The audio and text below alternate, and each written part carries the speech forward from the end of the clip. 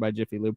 What did we do? Oh, which NFL team would you compare the Kings to? Okay, so this question popped up for me today while I was sitting in here prepping for the show because I saw on First Take, they posed the question, should Russell Wilson be a lock to start for the New York Giants?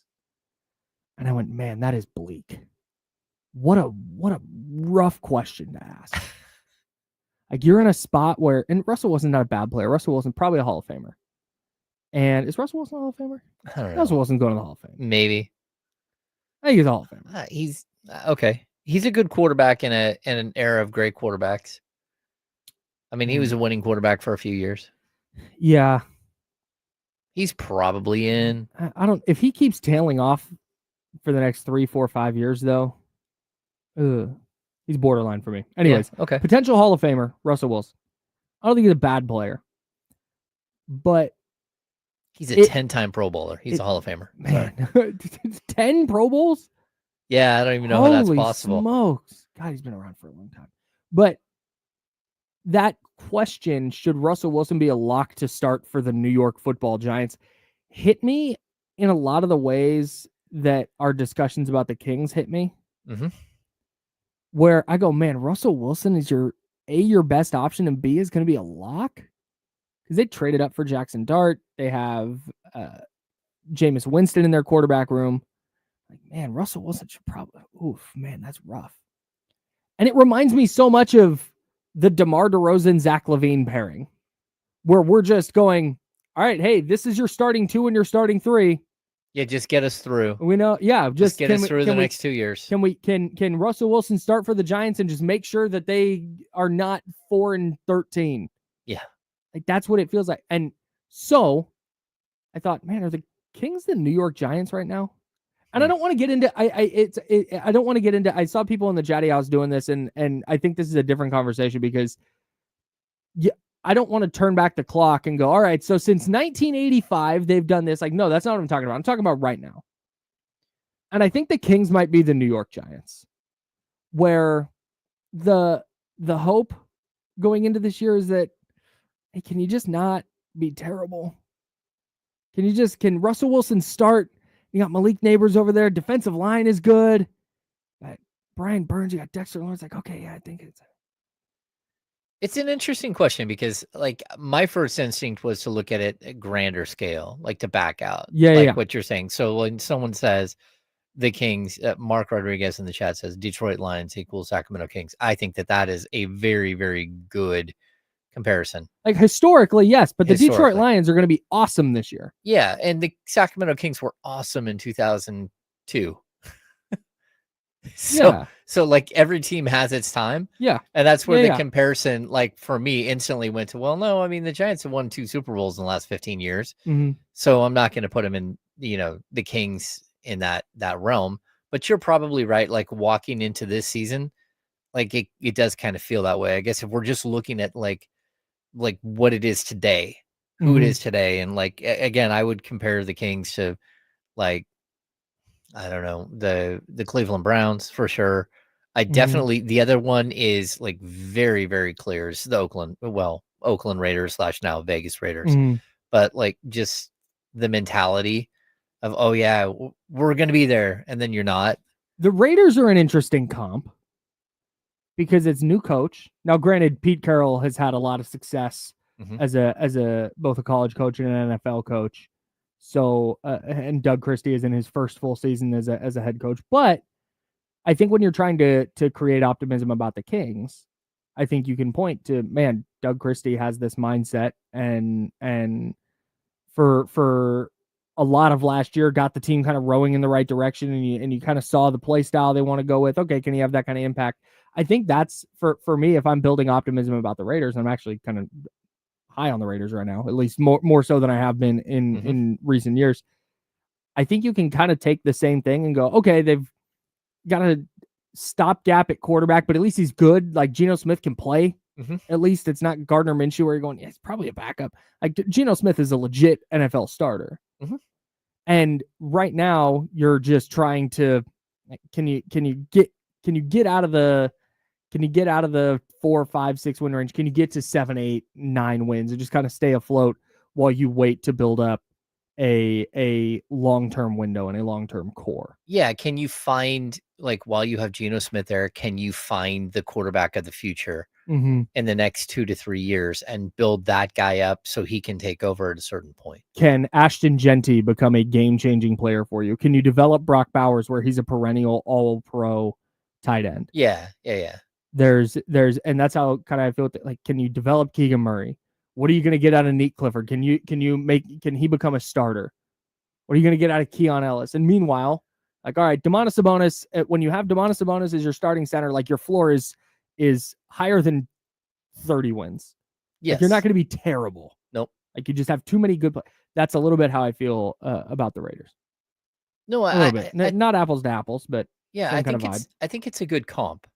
Like, we're talking about, maybe 500, right? At 500, type of team. I would caution, that there always is that chance that, like, the Antonio Pierce thing of last year with the Raiders, where he came in and he did some good stuff and people are following him, and then you don't know what he looks like for a full season.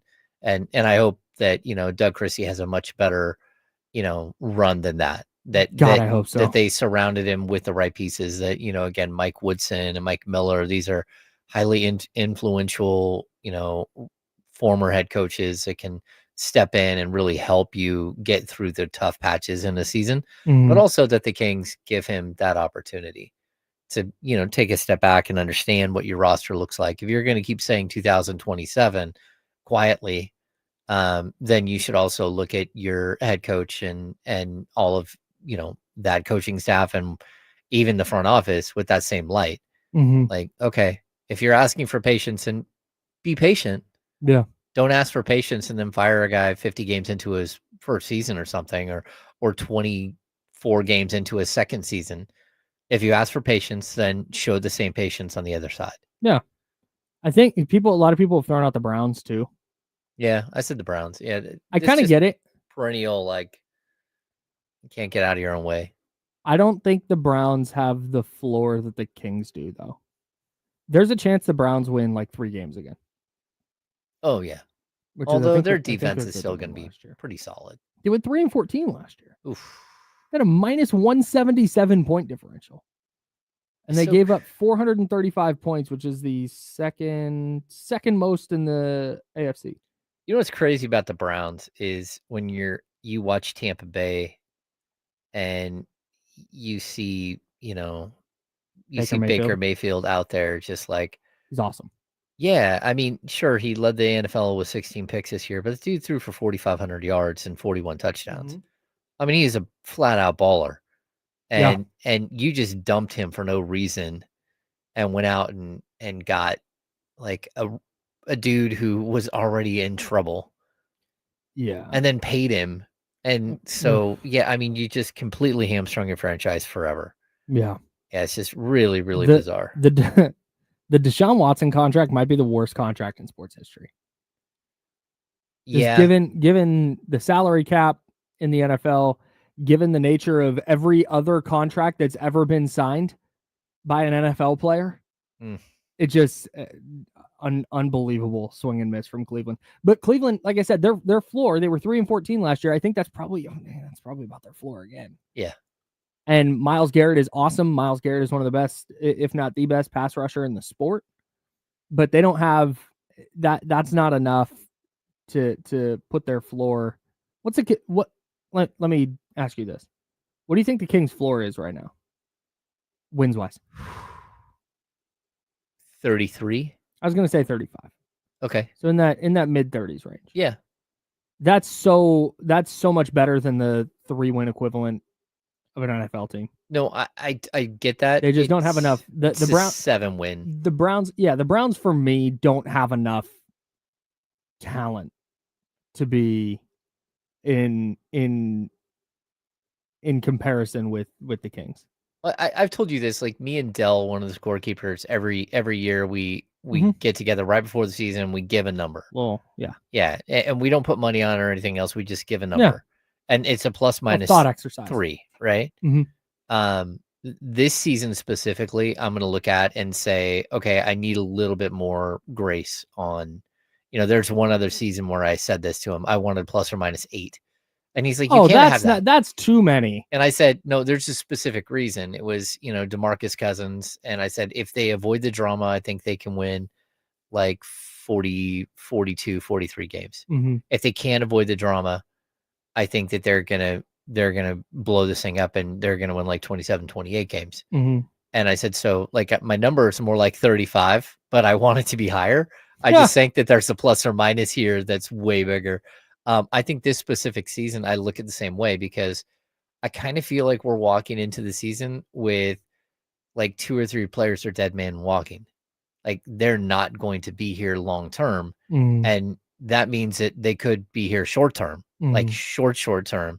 Like they could find a spot for somebody in December, or they could find a spot for someone in January before the trade deadline. And I think by the trade deadline, like if they walk in with the same roster they have right now, I think 2 or 3 of these guys could be gone by the trade deadline. And that's just, you don't know that means that your season is set to be erratic no matter what. And this dark, gloomy cloud, you're going to walk into the season as Charlie Brown with his dark cloud just kind of following you, like raining on you here and there, but like there's always something negative waiting. And so I'm hoping that that's not the case, but like, you can't almost trade like two or 3 players, or everyone thinks certain players aren't coming back and then they are back. You can't do that and expect it to be natural going into the season. Last 2 years ago, Harrison Barnes told media relations like in December, hey, I'm not talking to the media until after the trade deadline. They're like, they laugh. They're like, no, he's like, no, I'm being legitimate here. I'm not talking until after the trade deadline. Yeah, that's tough. Like you sign me, and the first thing you do is, like, when he signed the deal, he knew that was part of it, that he was a placeholder and that they were going to shop him. But, he made it through the trade deadline. And so it's like, oh, okay. But still, it doesn't feel good. And I have a feeling that that's what this season could be like too, where there's going to be a couple of guys who are just sitting there like, okay, like when is the axe dropping? And that's just an unfortunate, uncomfortable way to go into a season. That's a really, really difficult spot. Yeah. Man. Because that goes beyond what are they doing offensively? They have this play style, this and that. Yeah. Like, nah, man, you're talking about mental hurdles. Oh yeah, mental hurdles really, the entire season that are really, really tough on pro athletes. No, I totally agree. All right. Joel Embiid is a crazy person, but not for the reason you think.